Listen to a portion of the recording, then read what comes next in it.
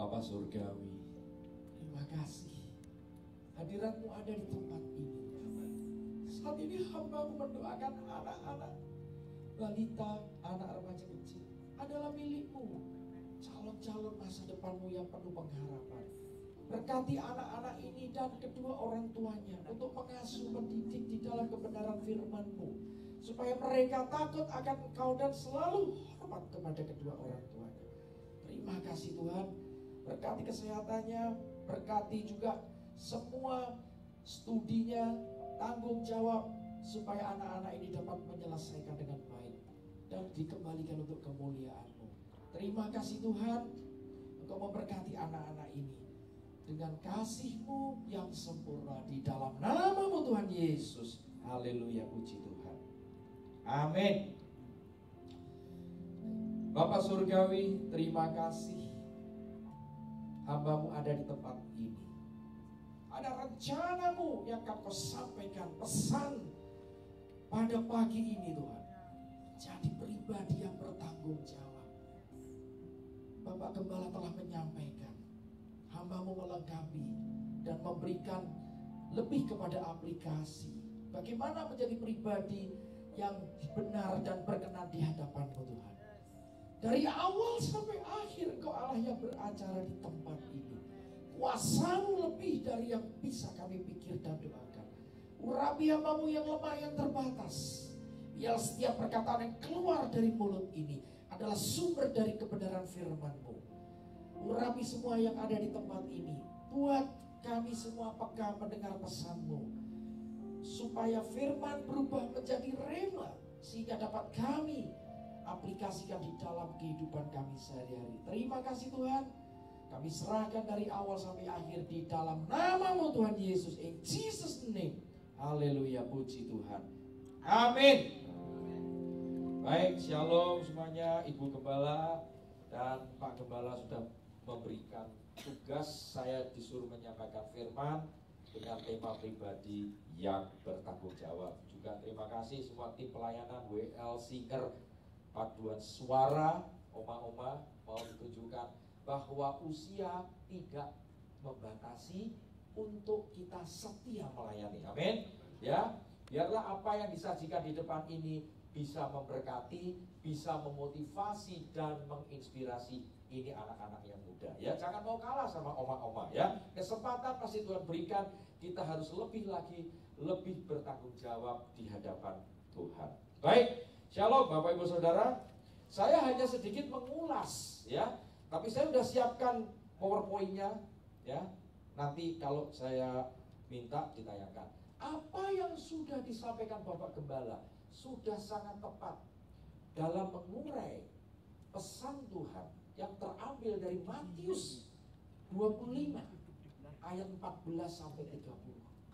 Bicara talenta, bicara kepercayaan. Nah, saya mau bagi dua. Ada dua macam Bapak Ibu, yang namanya pemberian.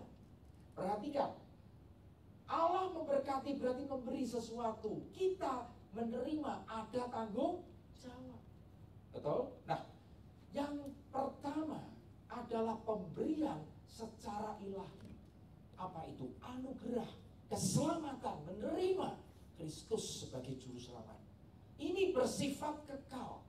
Ya, damai sejahtera yang kita terima itu gak akan hilang. Ketika itu semua Tuhan beri dari surga, sukacita. Oke. Nah, yang kedua, kita bicara talenta atau pemberian juga yang sifatnya sementara. Amin. Kita harus paham apa yang sifatnya sementara Bapak Ibu. Harta kita, anak kita, orang tua kita, besan kita, semua yang ada di bumi, semua yang diciptakan Tuhan dan diberikan untuk dikelola bersifat sementara. Ini perlu kita perhatikan. Ya, firman yang disampaikan sudah benar. Kita memilih yang mana, Bapak Ibu? Paham? Kalau yang kekal itu yang harus diutamakan. Karena itu harta surgawi yang akan kita bawa kembali ke surga. Maka berkaitan dengan apa yang kamu ikat di dunia akan terikat di. Apa yang kamu lepaskan di dunia akan terlepas di. Jadi Bapak Ibu, Opa Oma yang terkasih, apa yang harus kita ikatkan? Pemberian apa yang harus kita prioritaskan? Bukan berarti nggak butuh duit ya, enggak. Bukan berarti nggak butuh rumah, mobil, enggak. Itu hanya pelengkap. Katakan, oh hanya pelengkap. Tapi yang utama, pemberian apa? Iman, percaya. Itu yang bersifat kekal. Itu bicara keselamatan. Tadi sudah dijelaskan, Tuhan memanggil 3 hambanya. Yang pertama diberi 5 talenta, yang kedua diberi 2 talenta, yang ketiga diberi 1. Tuannya pergi, tuannya kembali. Sikap dari ketiga hamba itu berbeda. Itu menunjukkan juga sifat perilaku kita. Yang hamba pertama, mana talenta yang sudah aku bagikan 5? Wow, puji Tuhan, engkau sudah menghasilkan 10. 5 berkembang jadi 10. Engkau hamba yang baik. Mari ikut di dalam pesta menyukakan Tuhan. Hamba yang kedua, mana 2 talenta? Sudah berlipat menjadi 4. Engkau juga hamba yang baik. Mari ikut di dalam pesta. Namun Bapak Ibu Saudara, hamba yang ketiga, dia datang, mana talenta? Tuhan, ini Tuhan, talentamu, hartamu masih utuh, saya nggak kemanakan. Lalu Tuhan ngomong apa? Hai hamba yang bodoh, pergi kamu, tidak layak kamu masuk di dalam pesta. Sedih Bapak Ibu Saudara. Ini gambaran kita manusia. Bapak Ibu pilih yang mana? Hamba yang pertama, kedua, atau ketiga? Bahkan Tuhan bilang kalau engkau tidak mempunyai, ya kan, bagianmu akan diambil, diberikan kepada hamba yang bertanggung jawab, yang setia, melakukan kehendak Tuhan dan menyelesaikan pekerjaannya. Amin. Itu yang Tuhan mau. Jadi ada tanggung jawab. Ya, oke. Itu sekilas apa yang sudah disampaikan Bapak Gembala.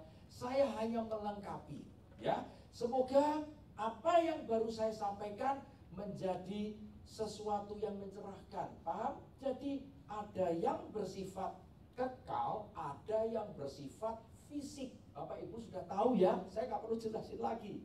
Jadi kalau kehilangan harta, bangkrut, atau kehilangan orang yang kita kasihi, sikap kita sudah tahu ya. Bukan berarti nggak boleh sedih sukacita, ya itu konyol, enggak. Tetapi jangan berlarut. Nah orang kadang-kadang meratapi, sorry ya, kata meratapi itu negatif. Itu terus menerus sedih, terus menerus bela sungkawa. Mau sampai kapan? Ini pesan. Semua titipan. Nah, saya tambahin satu lagi sebelum kita akan masuk kepada kebenaran firman. Titipan itu ada yang sementara, ada yang sifatnya selamanya. Pemberian. Nah, ketika Tuhan menitipkan anak, cucu, orang tua, apapun, harta benda, namanya titipan, bisa dong sewaktu-waktu diambil, betul ya? Bapak Ibu juga pernah nitip kan? Saya titip mobil karena kebanjiran rumah saya. Artinya haknya siapa? Haknya kita. Demikian Tuhan menciptakan manusia, bumi dan segala isinya. Itu hak penuh dari Tuhan. Tapi sudah diberikan otoritas kepada Adam. Namun Adam berdosa, otoritas itu hilang. Paham? Maka disinilah kita belajar. Kalau itu yang namanya titipan, Bapak, Ibu, Opa, Oma ikhlas. Amin. Karena itu sifatnya sementara. Demikian juga waktu sakit, pasti ada waktunya sembuh, sementara. Nah, tapi yang permanen, ini yang mau saya sampaikan. Kita perlu pegang, kita perlu hidupi firman-Nya yang bersifat kekal, karena itulah yang berguna. Jelas? Ya, baik. Saya minta ditayangkan pribadi yang bertanggung jawab, terambil dari Galatia 6 ayat 5. Yes, terima kasih. Sebab tiap-tiap orang akan memikul tanggungannya sendiri, tanggung jawabnya sendiri, Bapak Ibu, atas hidup kita. Sebagai manusia ada tanggung jawab yang diberikan tadi, diberikan oleh Tuhan. Kita hidup ini adalah anugerah, agar kita bisa memenuhi dan menggenapi dengan baik apa yang Tuhan kehendaki. Ya, ini ayat kelasnya. Baik, kita lanjutkan. Nah, jadi yang pertama ada 5 tanggung jawab. Ya, yang pertama kita bertanggung jawab atas diri kita sendiri. Ini dulu. Jangan mikir yang lain sedangkan kita sendiri belum selamat. Kita sendiri babak belur. Ini harus menjadi perenungan. Jangan jadi pahlawan, jangan ingin dapat tanda jasa. Kita sendiri harus beres di sini. Hidup seperti Kristus, itu poin yang pertama yang mau saya ulas. Galatia 2 ayat 20. Namun aku hidup, tetapi bukan aku lagi sendiri. Perhatikan, yang hidup, melainkan Kristus yang hidup di dalam aku. Dan hidupku yang kuhidupi sekarang setelah menerima Kristus dan mengizinkan Kristus memenuhi kita, mengendalikan di dalam daging adalah hidup oleh iman dalam Anak Allah yang telah mengasihi aku dan menyerahkan dirinya untuk aku. Maka kita bisa berkata seperti Paulus, hidupku bukan aku lagi, tetapi Kristus yang hidup di dalam diriku.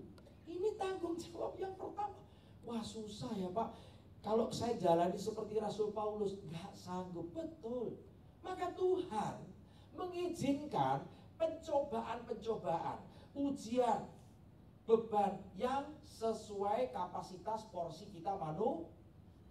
Kita mau niru Yesus gak mungkin. Disalib, diludahi kita, udah dimaki orang, udah marah. Nah, kita belajar sesuai dengan kekuatan yang Tuhan beri. Amin. Semua pemberian Tuhan, Bapak Ibu, apa yang Tuhan berikan adalah baik adanya. Manusia yang tidak bisa mengelola pemberian itu, yang merusak segala-galanya. Termasuk di rumah tangga. Nanti saya ngomong apa fungsi sebagai imam, istri, anak. Ini penting karena keluarga adalah tonggak suatu bangsa. Ya, kalau keluarganya berantakan, ya apalagi gereja. Bagaimana gereja itu bisa bertumbuh? Tuhan titipkan gereja ini. Bagaimana gereja ini bisa bertumbuh dan semua, bukan hanya pelayan, tetapi jemaatnya ikut bertumbuh. Itu yang Tuhan lihat, Bapak Ibu. Bertumbuh dalam arti rohani, bertumbuh dengan iman yang terus-menerus, bukan sedikit terus-menerus, harus dibalik. Ya, ini kunci yang pertama. Ayo Bapak Ibu, Opa-Oma, kerjakan ini. Keselamatan itu dengan takut dan gentar di Filipi, betul? Karena ini, biarkan rohku menyala, jangan padamkan, supaya semangat. Nah, seperti Opa-Oma ini, yang saya ajak ke sini, nanti kapan kita pelayanan di panti jompo dan sebagainya, supaya kasih semangat yang usia-usia tua. Dan bikin malu yang muda, masa gua kalah gitu. Loh iya dong, ya kan? Suara mereka dalam, maaf ya, ada yang kursi roda, tapi tidak melihat di kursi rodanya, dia melihat ada Yesusnya. Amin. Maka semua yang melayani tempat ini, surga terbuka Bapak Ibu. Ini sedikit saya berikan satu pencerahan. Kita sedang ditonton penghuni surga. Kenapa? Karena penghuni surga mencari satu jiwa diselamatkan. Seluruh penghuni surga bersorak. Satu jiwa berharga Bapak Ibu. Dia lagi cari jiwa-jiwa yang belum kenal Tuhan. Dan ketika terima firman dan menghidupi firman itu, das dia terima Yesus. Surga terbuka, bersorak. Jadi yang WL, penyanyi, semua pemain musik, kalian itu disorot. Bukan cuma yang ada di panggung, yang semua hadirin di sini juga dilihat sungguh-sungguh enggak. Ayo, ini menjadi koreksi. motivasi kita udah bener nggak? Dari rumah sampai di sini kita masih konsisten nggak? Ini yang Tuhan mau. Niat kita mau beribadah, niat kita mau mendengar pesan Tuhan, niat kita mau pujian dan penyembahan, itu terus-menerus harus Bapak Ibu Mama konsisten. Jangan dirubah. Jangan ada telepon, wah ya udah nanti kita janjian makan di sini. Hilang. Tuhan nggak mau.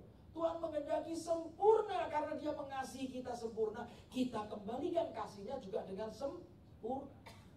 Nah ini untuk check up rohani kita, ya, hati kita. Baik, yang kedua kita lanjutkan. Tanggung jawab untuk keluarga. Kita sebagai pribadi artinya bukan hanya suami loh, istri juga anak-anak. Pribadi itu bicara manusia. Nah, kalau dia suami, jadilah teladan seorang pemimpin keluarga, merawat, mengasuh, mendidik, mengayomi semua anggota dengan dasar kasih, karena semua diawali dengan kasih. Dasarnya apa? Yohanes 3 ayat 16. Begitu besar kasih Allah kepada dunia ini, kepada semua manusia yang berdosa, maka Dia mengaruniakan anaknya yang tunggal. Dia mengutuskan anak yang tunggal, mengorbankan untuk menebus dosa kita manusia. Maka barang siapa percaya, dia berikan iman itu, tidak akan binasa, namun akan beroleh hidup kekal. Ya. Efesus 5 ayat 25. Hai suami-suami, kasihilah istrimu sebagaimana Kristus telah mengasihi jemaat dan telah menyerahkan baginya. Jadi suami-suami, imam-imam itu wakil Kristus. Dia jadi pemimpin, dia jadi imam, dia yang bertanggung jawab membawa istri dan anaknya untuk mengenal kepada Kristus. Ya. Nah, istri bagaimana? Hormati suami, ya kan? Anak juga hormati. Tapi semua diawali dari suami atau imam itu yang mengawali. Kalau imamnya goyang, kalau suaminya mencong kiri mencong kanan, ya akibatnya keluarga itu bisa tahu kan, pecah berantakan. Namun perlu dukungan istri mendoakan suami. Nah, Ibu Gembala terus doakan Pak Gembalanya, terus pelayanan, terus semangat. Ya, jangan ada celah, terus dipakai terus untuk memberkati. Ini kuncinya. Penolong. Ya, menolong yang suami bisa jatuh, Bapak Ibu. Ini kuncinya. Bukan menolong, saya bawain pakaian, enggak. Menolong dalam arti rohani. Karena manusia itu diberikan banyak tantangan dalam pekerjaan, dalam pelayanan, dalam segala aktivitas. Hati-hati, jangan buka celah. Istri ini loh, penolong, pelengkap untuk menutupi semua celah dari suami. Demikian juga anak. Ya, saya banyak konseling anak-anak juga, capeklah di rumah. Papa sibuk, mama sibuk, ya gua sibuk sendiri. Akhirnya masuklah narkoba. Akhirnya masuklah judi online, game online. Tapi saya percaya anak-anak muda di sini enggak ya, apalagi di STT ya. Ini yang terjadi. Dia menemukan sahabat bukan dari papa mamanya. Dia menemukan sahabat dari teman-temannya. Tanggung jawabnya udah salah. Ya, oke, kita lanjutkan. Didiklah orang muda menurut jalan yang patut baginya, maka pada masa tuanya ia pun tidak akan menyimpang. Nah, kata menyimpang ingat nggak? Amsal 5. Apa itu? Supaya tidak menyimpang, percayalah kepadaku dengan sepenuh hatimu, jangan berdasarkan pengertianmu sendiri. Akuilah Dia, Kristus Tuhan, di dalam setiap lakumu, maka Dia akan meluruskan jalanmu. Berarti yang nyimpang diluruskan. Maka firman itu hidup, Bapak Ibu Saudara. Saya tadi ngomong itu firman. Nanti rekamannya cek, semua firman. Karena Roh Kudus yang saya minta ngomong, bukan saya. Kalau pakai otak saya, banyak kelirunya. Ya, ini kita belajar. Nah, hai anak-anak, taatilah orang tuamu. di dalam Tuhan karena haruslah demikian. Maka orang tua harus jadi teladan dulu. Maka orang tua harus memberi contoh dulu. Kalau contohnya keliru, anaknya keliru. Yang dituntut siapa? Anak saya bandel, Pak. Anak saya ini saya sekolahkan, tahu-tahu main narkoba, ngambilin anak orang. Loh, saya kan nggak ingin seperti saya sekolahkan, uang saya cukupi, tujuannya untuk pintar, kerja, bisa bisnis. Kadang-kadang egois. Anak itu nggak diperhatikan, Bapak Ibu. Paham? Ya, akibatnya begini. Pinter sih pinter, karena dia takut diancam, kalau lu nggak sekolah, gua nggak kasih warisan. Tapi dia terpaksa, anak-anak itu kayak curhat cuma ke saya. Saya nggak suka jurusan kedokteran dipaksa, egois. Paham? Jadi ini jadi pelajaran Bapak Ibu Saudara. Berikan kebebasan. Tuhan aja ngasih kebebasan free will, betul nggak? Kok kita mau ngekang? Kok kita mau posesif? Ada tanggung jawab, biarkan dia bertanggung jawab atas dirinya dulu. Tapi sebagai orang tua mengarahkan, mendidik, itu tugasnya tadi. Sehingga anak-anak ini akan taati orang tua di dalam Tuhan. 2, hormati ayah ibumu adalah suatu perintah penting, 10 perintah Allah, seperti janji dari ini, supaya kamu berbahagia dan panjang umurmu di bumi. Mengapa hari-hari ini banyak anak yang berontak? Mengapa? Akhir zaman, Pak. Ya betul. Kenapa terjadi banyak pemberontakan? Karena banyak gereja kehilangan kasih mula. Saya mau tanya, gereja itu wadah. Orang datang itu banyak sakit penyakit. Maaf ya, bukan maksudnya kanker, ya itu jelas penyakit fisik. Yang saya ngomong penyakit non fisik, kejiwaan. Loh, orangnya normal, Pak. Orangnya senyum gini. Wah, ternyata di dalamnya itu seorang pendendam. Yang tahu siapa? Tuhan, psikolog, psikiater. Gak tahu, Bapak Ibu. Beberapa mereka hubungin saya, minta tolong. Saya ngomong, saya ini bukan psikolog. Saya juga bukan sekolah yang betul-betul nangani ini.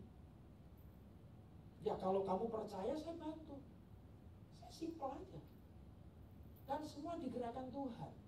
Paham? Saya bukan seorang psikolog, saya bukan sekolah psikolog, saya orang bisnis. Tapi kalau Tuhan ubah saya, itu tadi, saya diberi tanggung jawab yang lebih. Amin. Ini kuncinya. Ya. Nah, jadi anak-anak muda supaya jangan berontak, taati orang tuamu. Suami mengasihi istri, istri tunduklah kepada suami. Yang takut akan Tuhan, maka doa istri itu terus menerus. Ya, saya nggak akan cerita, nggak habis nanti waktunya berapa kasus. Kalau si istrinya nggak doakan, terjadi kecelakaan berat. Kadang laki-laki, ya termasuk saya ini ya, egois, merasa dirinya tahu semua, sok tahu, sok ngerti. Yang tahu itu adalah Tuhan. Tapi ketika kita ditegur, ya ketika diingatkan, ya termasuk saya juga sering dulu ya diingatkan manusia, hati-hati nih, orang ini bisa nipu. Karena saya merasa nggak nguasai. Kadang-kadang ayo kita perlu dengar-dengaran, kita perlu duduk bersama dengerin. Mana yang suara Tuhan, mana suara setan, mana suara kita sendiri. Kita lebih condong sama suara kita. Nah, ya anak-anak muda, saya udah melayani, saya kepingin dapat pekerjaan, doa terus, betul nggak? Setengah maksa sama Tuhan. Belum waktunya, nak. Ada proses dan waktu yang Tuhan sudah tetapkan. Allah menetapkan langkah-langkah orang yang hidupnya berkenan. Kita berkenan atau belum? Oh iya. Nah, ayat itu menyadarkan kita supaya kita tidak memaksakan kehendak kita, permohonan kita. Orang kalau doa jebret maunya langsung. Sampai di mana kita mengenal pribadi Tuhan? Kembali, kalau saya tanya itu diem. Lu kenal nggak? Kamu nggak kenal minta-minta. Nggak mungkin dong. Ada orang nggak kenal cuma, Pak tolong saya dibantu 1M. Dikasih nggak? Ya enggak dong. Kamu siapa? Tapi kalau anak kita sendiri mengalami kesulitan harus operasi, jangankan 1M, 2M, 3M, berapapun, itulah Bapak kita kepada anak. Kasihnya sempurna. Jangan cari kasih di manusia. Banyak perempuan-perempuan yang dikhianati, disakiti. Saya selalu kembalikan. Demikian juga anak-anak yang kehilangan peranan dari ayahnya, yang namanya fatherless generasi ini. Apalagi generasi Z. Hobinya sudah utak-atik ini. Dunia hanya di dalam HP. Udah gak punya waktu keluarga, udah gak punya waktu. Nah ini yang bahaya Bapak Ibu. Ya, kita gak boleh takut dengan iblis setan yang gendruwo, kuntilanak itu bagian kecil yang nyamar ini. Yang menyusup lewat teknologi, lewat pemikiran-pemikiran, ajaran-ajaran guru-guru palsu, berbahaya. Nah, bersyukur Bapak Gembala di sini pengajarannya benar, pengajarannya tepat. Ya, tinggal bagaimana kita meresponi tadi seperti 3 hamba. Respon itu yang penting Bapak Ibu. Ya, oke, kita lanjutkan. Nah, ini tanggung jawab keluarga. Yang ketiga, tanggung jawab kepada sesama. Nah, Matius 22 ayat 39. Dan hukum yang kedua yang sama dengan itu ialah kasihilah sesamamu manusia seperti apa? Dirimu sendiri. Kalau kita aja nggak bisa mengasihi diri kita, kita mau minum baygon, udah pusing, hidup ini udah nggak tahu seperti apa, menyayat-nyayat, ya kan? Saya tahu mau konyol itu. Kita nggak mungkin mengasihi sesama kita. Jadi kuncinya cuma satu, hukum pertama, kasihilah Tuhan Allahmu terlebih dulu. Allah yang mencari kita Bapak Ibu, Allah yang memberi kasihnya kepada kita sehingga kita mampu mengasihi sesama kita. Itu rumusnya dan itu mutlak. Tanpa kasih Tuhan, kita manusia tidak bisa saling mengasihi. Selesai. Itu kuncinya. Maka kita butuh kasih yang terus. Tiap hari tambahkan apa? Kasihmu Tuhan. Caranya ada ayatnya, baca di ratapan. Apa itu? Kasih Tuhan tidak pernah berkesudahan, selalu baru setiap pagi. Kok nggak dapat kasihnya ya? Cek dulu, ada yang nggak beres. Setiap pagi kita itu perlu kasihnya Tuhan untuk aktivitas pagi, siang, sore, betul nggak? Kita bisa konflik dengan orang-orang, kita bisa marah, kita bisa kecewa, kita bisa macam-macam yang menurunkan stamina rohani. Maka sebelum kita beraktivitas, kita berdoa minta hikmat kekuatan Tuhan. Kita perang dulu. Jadi bangun pagi jam 4:30 untuk apa sih? Salah satu tujuannya kita perang. Loh, perang dengan siapa? Yang perang Tuhan. Bagian kita taat apa yang Tuhan mau. Paham? Contoh, kita doa, Tuhan, Engkau tahu hari ini aku akan meeting dengan ini. Aku serahkan ke dalam tangan-Mu. Patahkan, hancurkan semua kuasa-kuasa gelap, roh amarah, roh kebencian, roh kepahit-kecewa dalam nama Yesus. Berarti kalau kita sudah perangi, iblis gak bisa ngacak-ngacak. Betul gak? Tapi kalau kita lupa, kita gak minta, terus kita kena serangan, kita nyalain Tuhan. Betul? Itu gunanya morning prayer di pagi hari. Markus 1 ayat 35 sangat jelas. Yesus mengajarkan pagi-pagi benar, ia bangun, ia pergi menyendiri bicara sendirian, tempat yang sunyi. Ngapain? Berdoa.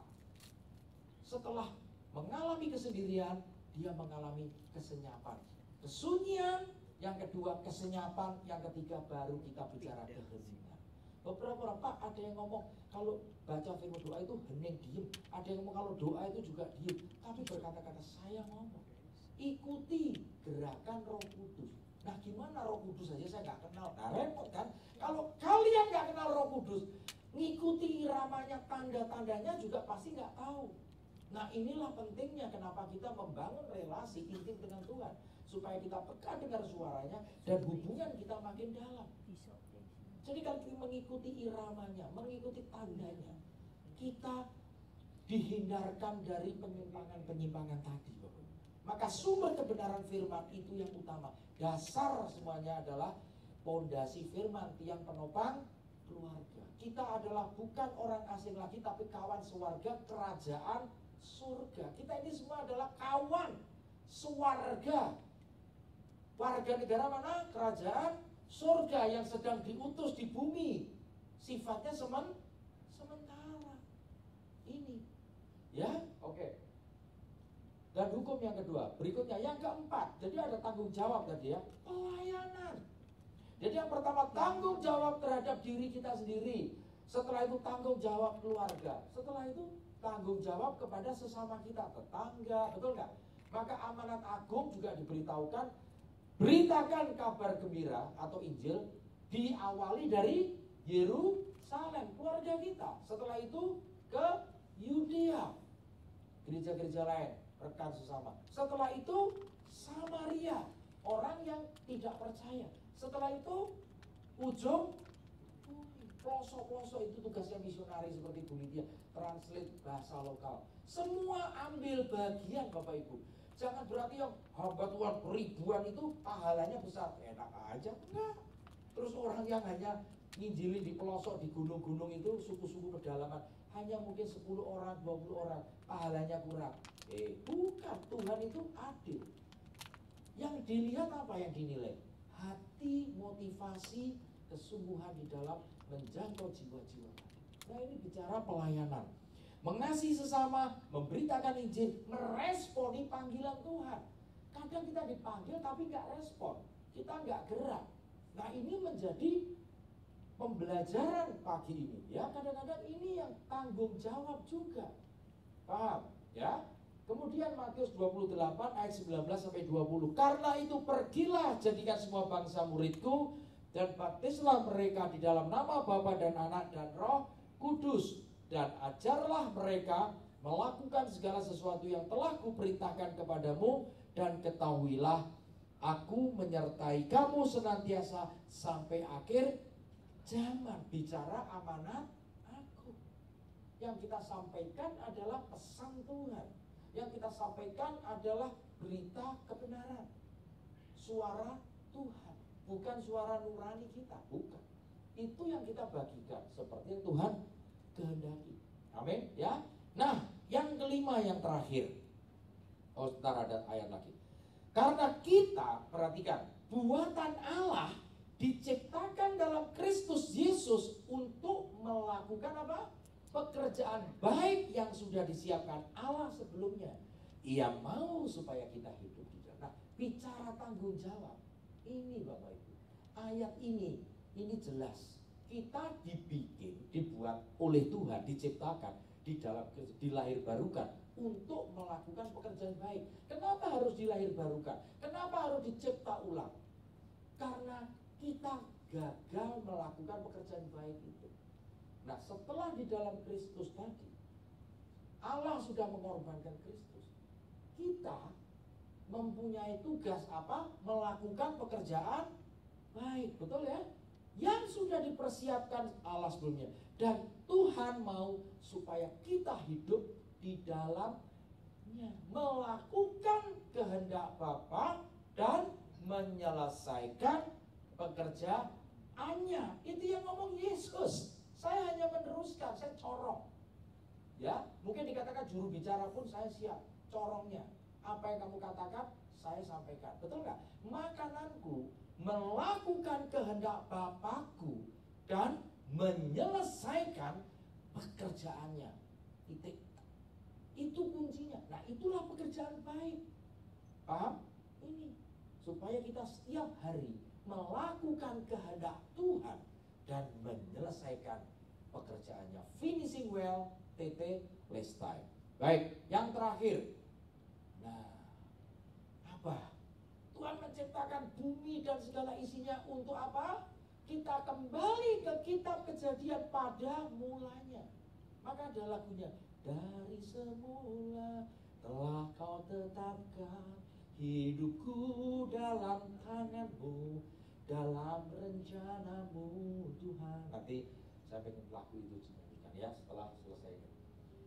Tuhan Allah mengambil manusia dan menempatkannya. Kata mengambil itu spesial. Kata mengambil itu dibedakan, tidak dicampur dengan yang lain yang kotor. Kita diambil, kita diberi yang terbaik, kita spesial, dan menempatkannya ke Taman Eden. Itu bentuk cinta pertama Tuhan, kasih yang sempurna. Ingat, karena apa? Kita manusia diciptakan serupa dengan gambarnya. Komponen Allah ada di dalam diri kita. Amin. Kita ini makhluk rohani, kita ini insan ilahi, kalau boleh dikatakan sangat berharga.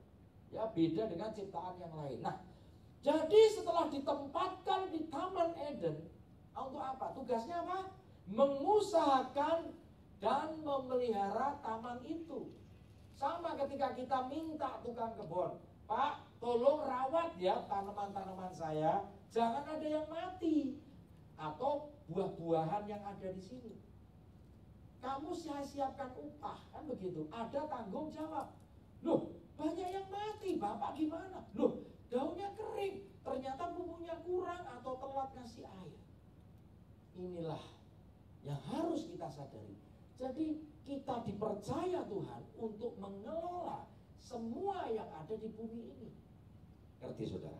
Kita kerjakan enggak? Ya, mengelola dan menggunakan sumber daya alam dengan bijaksana dan setia. Itulah kehendak Tuhan. Ya, amin. Itulah 5 bentuk tanggung jawab. Tanggung jawab kepada diri sendiri, hidupku bukan aku lagi, tapi Kristus yang hidup di dalam aku. Perilaku kita, kata-kata kita, tindakan kita mencerminkan Kristus 100%.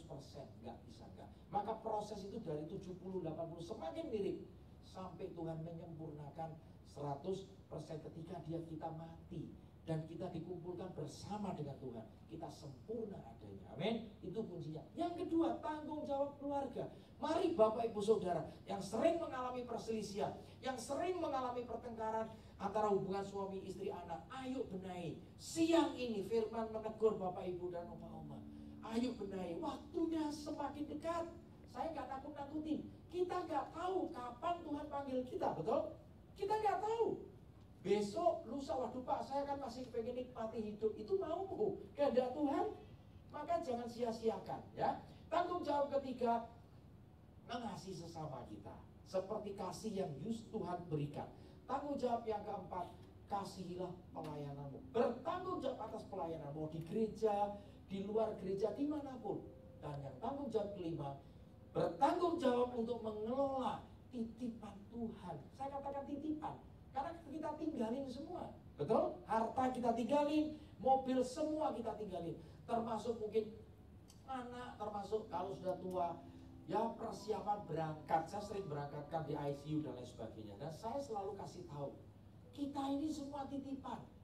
Ya, jadi rela ikhlaskan karena ada masa perpisahan, ada masa perjumpaan kembali di surga. Itu yang penting supaya kita memberikan wasiat terakhir.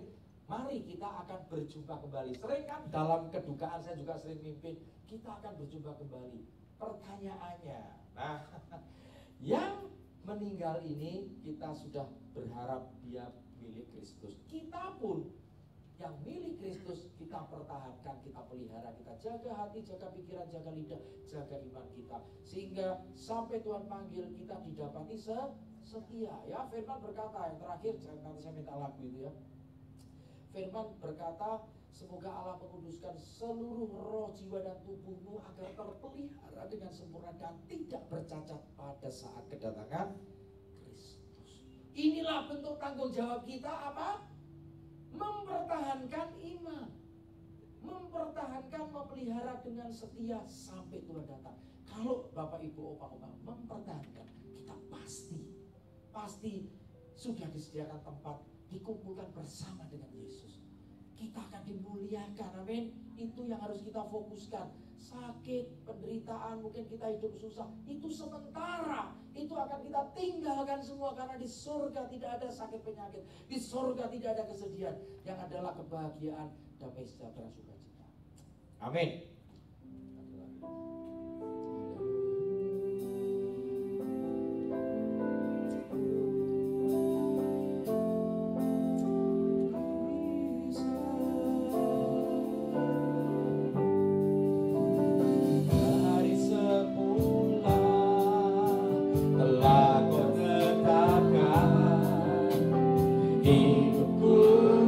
Tanganmu dalam rencanamu Tuhan.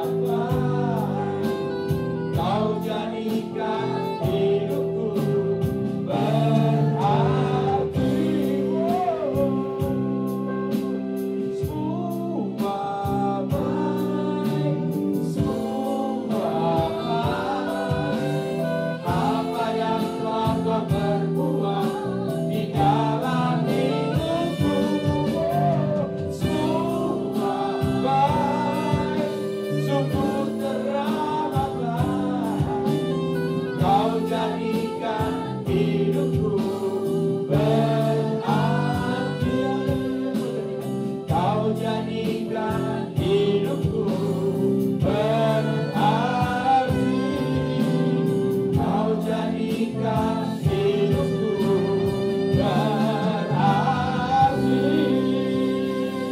Bapa Surgawi, terima kasih. Siang hari yang indah ini, pesan-Mu telah hamba-Mu sampaikan.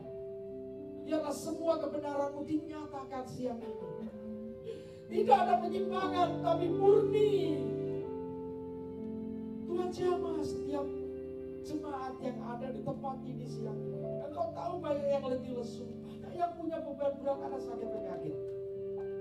Tidak ada yang luput dari pengamatan-Mu. Engkau jamah dia, penjagamu Israel tidak pernah tertidur dan terlelap. Dia jaga keluar masuk, Bapak Ibu Saudara. Kenapa mesti takut? Tidak ada takut lagi. Allah bukan memberikan roh ketakutan, melainkan roh membangkitkan kekuatan, kasih dan ketertiban.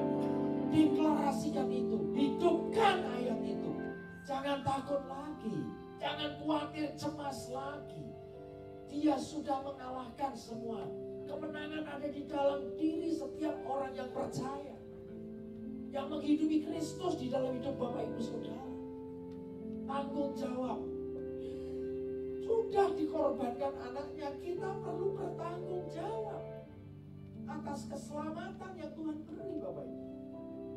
Beritakan ke keluarga dulu, ke tetangga, ke saudara, teman-teman di gereja, pekerjaan, tempat usaha, dimanapun kita berada. Jadi pribadi yang bertanggung jawab untuk memberitakan firman, untuk menyatakan kebaikan dan kemurahan Tuhan di dalam hidup saudara. Maka ketika saudara diizinkan mengalami kesulitan, kesusahan, sakit, penyakit, bersyukur. Karena itu adalah modal saudara untuk menyatakan kebaikan Tuhan, untuk menyatakan anugerah Tuhan, untuk menyatakan kasih karunia yang lebih dari yang bisa kami pikir dan doakan. Thank you Lord Jesus. Kau ada di tempat ini, jamah ini semua baik. Apa yang kau perbuat adalah baik. Tidak ada yang buruk. Rancanganmu damai sejahtera, bukan kecelakaan. Bapak Ibu, jangan fokus kepada kelemahan kita, jangan fokus pada kekurangan kita, jangan fokus pada sakit penyakit, persoalan masalah, tapi fokuslah kepada rancangan damai sejahtera. Sejak semula kita sudah ditetapkan, kita direncanakan untuk mengalami damai sejahtera, bukan kecelakaan. Terima kasih Tuhan. Terima kasih. Engkau yang menumbuhkan iman dan rema yang sudah dibagikan, sehingga menguatkan, meneguhkan, mengokohkan iman kami. Terima kasih Tuhan, kami serahkan hanya di dalam nama Tuhan Yesus. Haleluya, puji Tuhan. Amin.